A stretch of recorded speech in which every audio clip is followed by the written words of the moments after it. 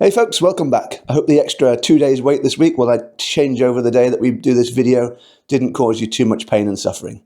I know there's a very desperate need on YouTube for a channel where a bold, chunky magician with a beard talks about magic.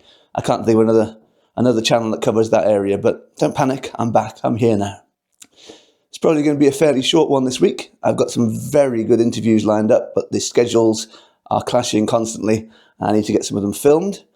So, as this week is the week of the Trix and the Stix convention, I'm going to head to Trix and see if I can pick up a couple more promises for interviews in the future. If you've never heard of Trix and the Stix, it's a children's and family entertainers convention that happens every year in Staffordshire. It's on its, I think it's 13th year this year.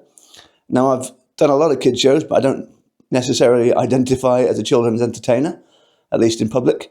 But about 5 or 6 years ago, I was taken to my first Trix and the Stix by Craig Petty because he needed a taxi and very generously bought tickets. And to be honest, I was kind of shocked. I was sitting there kind of obnoxious, like a close-up magician at a kids' convention. And then I saw lectures by Oliver Graham, which contained creativity levels that I've not seen in any other convention. Theory on a higher level than I'd seen before by Carissa Hendricks.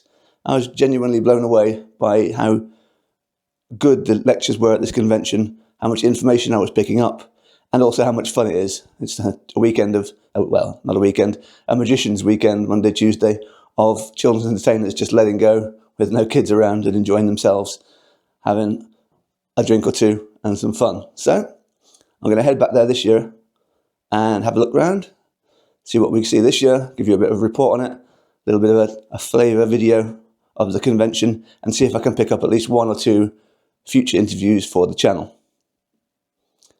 Off I go.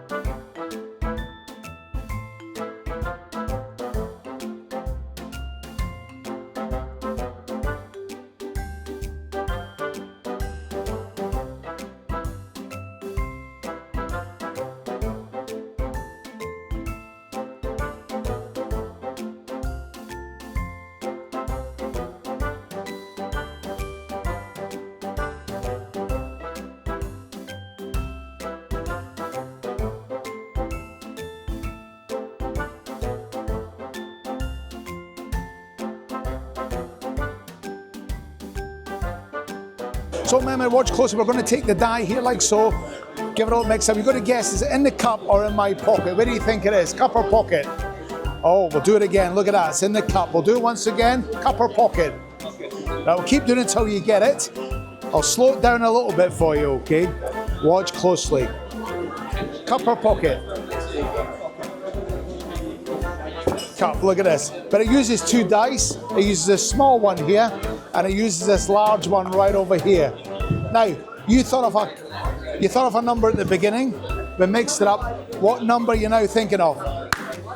8. What, like this 8 here? Now, if you like that shot, you're going to love this shot. Cheers. And that gets an instant standing ovation normally. That's Chop Chop.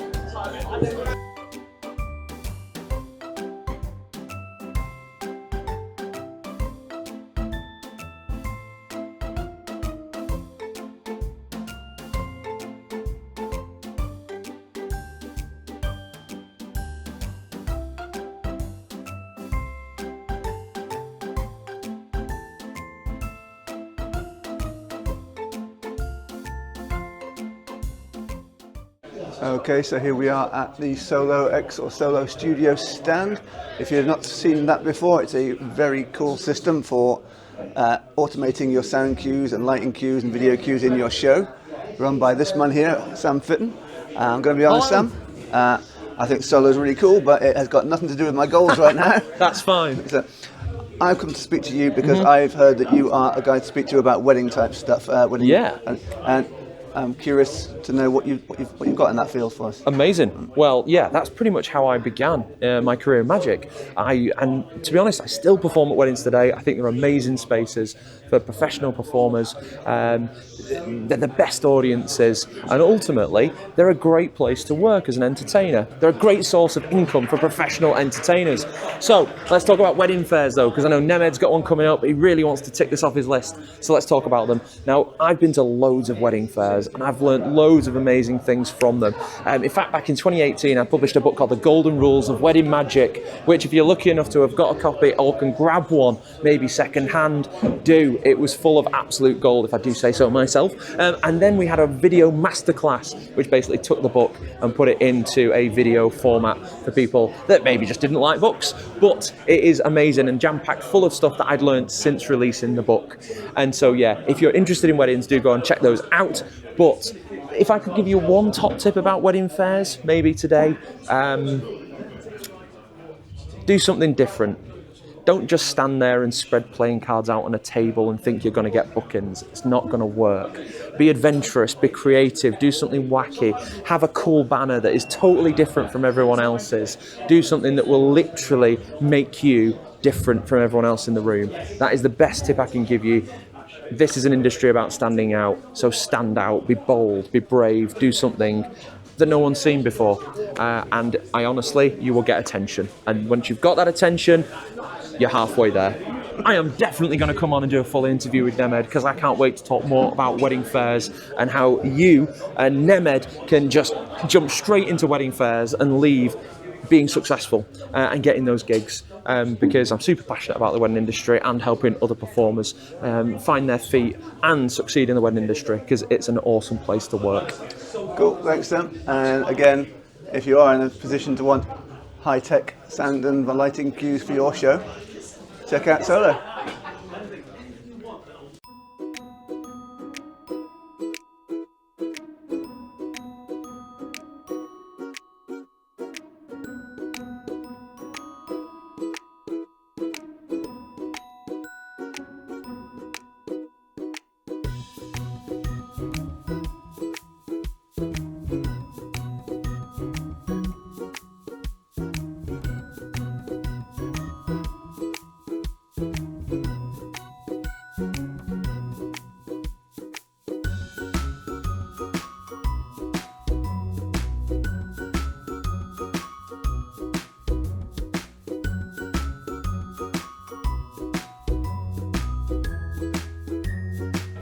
Okay, so I've managed to corner somebody else, in fact two somebody else's, and one I have epic kids performer, Fizzwiz Pop, and award-winning Penn and Teller appearer, Nicola Arcane, cornered by these puppets. Let's spin the camera around, say hello. Hello. Hi, hello everybody. How are you doing? I'm good, Nevin. How are you? Excellent. Are you enjoying the convention? I am having a fabulous time. I mean, obviously I perform as Nicola Arcane, but I still perform as Fizzwiz Pop, and that's my first goal. So yeah, I'm learning as I go. Excellent. I like the word goal involved in my videos. That's what the channel is all about. Yes. You're transitioning from kids entertainer to more of an adult performer. Yes. I've been bullied over the years by Craig Petty from an adult performer into doing kid shows. I think between the two of us, we've got a lot that we could discuss. So Very I've cornered much. you, like so many other people at this convention, to try and get you to agree to come onto my channel at some point and do an interview. I think you have twisted my arm. I can do that 100%. Yeah, I'll be honest, you're the first person I didn't have to bribe, but I appreciate that. Okay. Before I let you go back to spending your money around the convention, do you both have a tip for the other about transitioning one way or the other? I do. So from going from kids performing to adult performers, well, you basically have to be two completely different people. Adults are different than kids, so you have to treat them differently. And obviously I'll discuss that more when we talk more together on the program. Excellent, thanks a lot. I'm sure you want to go and spend a lot of money now, so I do. Oh, shiny puppets.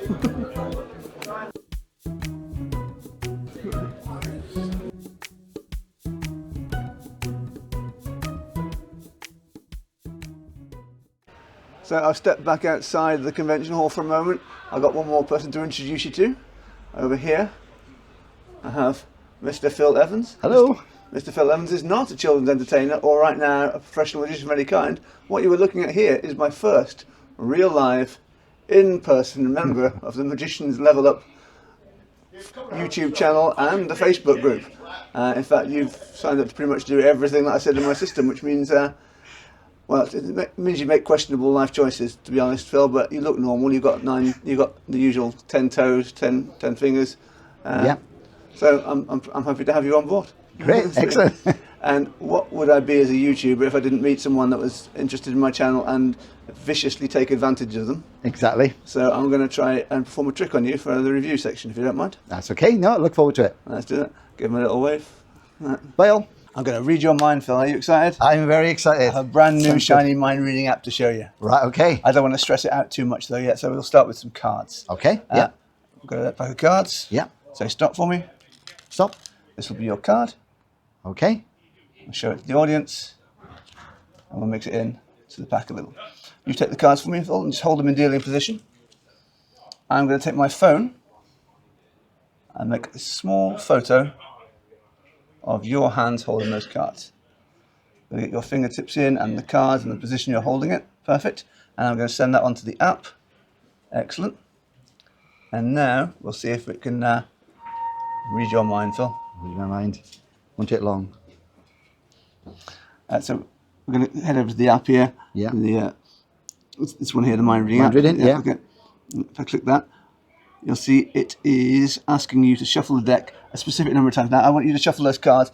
Well, consider each time you shuffle a packet off one shuffle, and you just keep count of how many shuffles you do. Okay. Okay, so One. we'll call that 1, 2, 3, 4, never mind that. 4, 5, 6, 7, 8. Are you happy with that? Do you want to carry I'm on? happy with that. No, that's Okay. good. We're going to put 8 in here, Mm-hmm. like so. And if you just hit the submit button for me.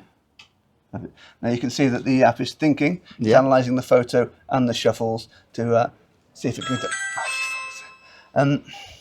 Sorry, we're going to film this one more time because I'm getting a phone call from the front door. And I say, hang on, stick with me a second. Okay. Hello? Can I help you? Hello? Oh, hi there. I've got a delivery for you. For me, yeah, Nemad Phoenix? It says Nemad Phoenix on the package. I'm not sure. There's no name on it. Thanks, mate. Can you hold it up to the camera so I can see it? So I want to know if it's the thing I'm waiting for. Yeah, sure. It's just that. Is it- That's my card. That's it. Yeah. 5. All right, can you just post it to the letterbox, mate? Cheers. How was my acting, Phil? That was very good. That was 3 good, years that of was acting good. school, no longer wasted. No longer waited. Perfect. I don't know how smooth that was, but to be honest, that was take number 400, so we're going to leave it at that. That was Unexpected Delivery by Gaz Cross, performed by my friend here, Phil. Thanks a lot. Brilliant. Thank you. Great.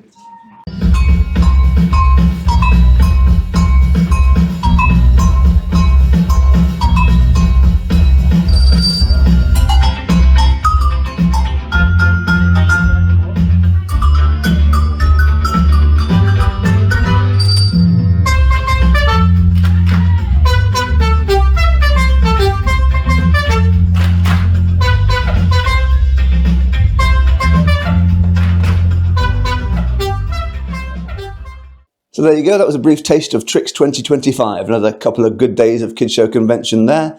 I'd love to give you a detailed breakdown of every lecture I saw on road traffic safety and presentational skills and all the other good lectures that we saw, but unfortunately the organisers are a little bit more efficient than I am, and they've already taken the site down, ready to update the details for next year. So as the names come back to me and the details come back to me, I might add in some links in the details below. We had a wide, high quality range of lectures as always, some great shows and a good dealers hall selling everything from $2.5 grand stage prediction tricks down to balloons. And as you saw, we got Nicola Arcane and Sam Fitton lined up for some really good interviews very soon in the future. It was also nice to bump into Phil, one of my biggest channel contributors in the Facebook group. And as you'll remember, I performed a trick for him. So let's go and review that now.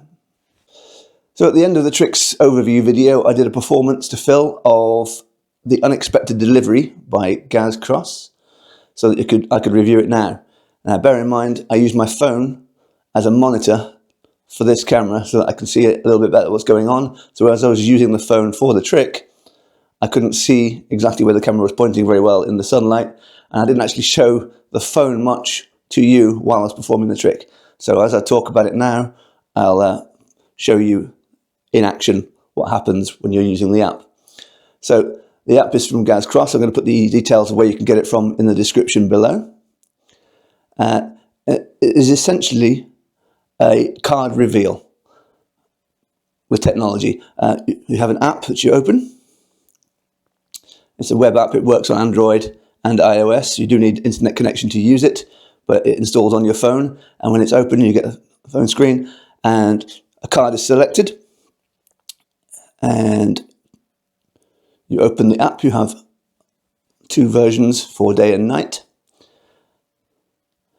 And you are asked for the spectator to shuffle the deck and put in the number of times you shuffle the deck. In the performance, on the spur of the moment, I added in something about taking a photo of Phil's hands before we started this whole process, because I like my nonsense explanations to be a little bit more believable. The idea being that this app is supposed to tell you what card you're thinking of based on how many times you shuffle the deck. I felt that wasn't quite enough for AI to manage to work out the card you've chosen, so I added in a photo in my head. It now sees your hand position, your finger length, and combine that with the shuffle number, and you have a fractionally more believable story. So let's say they shuffle the deck about 8 times. They put in 8 and hit the submit button, and the app says that it's thinking. And this is where your acting comes in, because as you're talking about the app finding out I've been interrupted by my doorbell. Shucks. And then I'll open the video. Oh, look, there's another great actor, Gaz Cross. Oh, I was in my postman, sorry. Yes, mate. I got a delivery for you. You sure it's for me, yeah? Nemad Phoenix? Says Nemad Phoenix? I'm not sure. It's got no name on it. Oh, great. Can you hold it up to the camera so we can see it? Yeah, sure. It's just that. And that would be the spectator's chosen card. Shove it in the postbox, mate. Yeah, no problem. And then you close the video. So that is sort of the close-up of what you saw earlier. And that is the app. Your selector chooses the card, shuffles it into the pack, and the AI app tells you, it's supposed to tell you what card you've chosen, but you're interrupted by a postman that reveals the card. A card reveal with technology is nice, it's fun, it's simple. I think it's cool. It's going to stay on my phone. What do we need to tell you about it? It's almost chose not to review it because I want to be nice about things I review, otherwise I don't review them. And it costs £60, which I thought was maybe just a tiny bit overpriced for what you get.